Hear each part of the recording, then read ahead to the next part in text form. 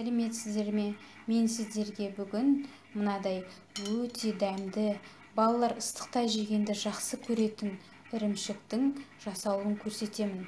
Бұл ірімшіктің дәмі сіздерге ұнайды деп сенемін. Міне мен ірімшік жасау үшін дүкеннің пакеттегі мынадай сүтін пайдаланамын. Сіздер де дүкеннің кез келген пакеттегі сүтін пайдалансаңыздар болады.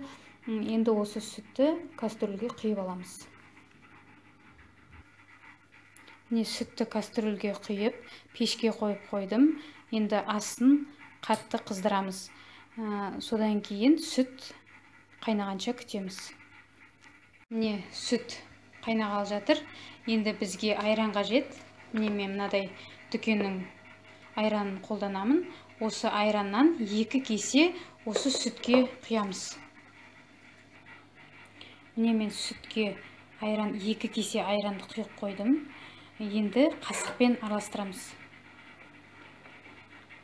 Міне сүтіміз ірімшікке айналып бара жатыр. Айранымыз салқын болғандықтан енді қатты осы сүт пен айранның қатты қайнағанын күтеміз. Міне қатты қайнап бастады. Енді пешімізді ақырындатып басып қоямыз. Астын ақырындатамыз. Осылай 10 минуттай қайнатамыз. Міне 10 минуттай қайнаттым. Ірімшігіміз дайын болды. Енді мынадай сүзгімен былай ақырындап сүзіп аласыздар.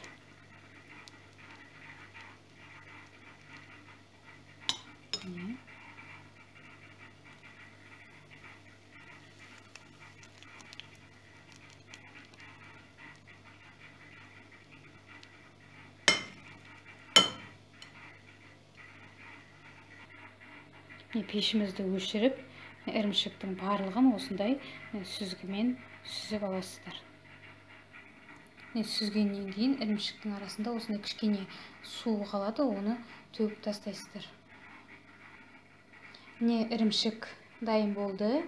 Астарыңыз дәмді болсын. Егер осы видео ұнаса, лайк басып кетіңіздер. Келесі видеода осы ірімшіктен пирог жасауды көрсетемін. Сондықтан менің инстаграмдағы парақшама және YouTube каналыма жазуды ұмытпаңыздар. Рахмет, сау болыңыздар.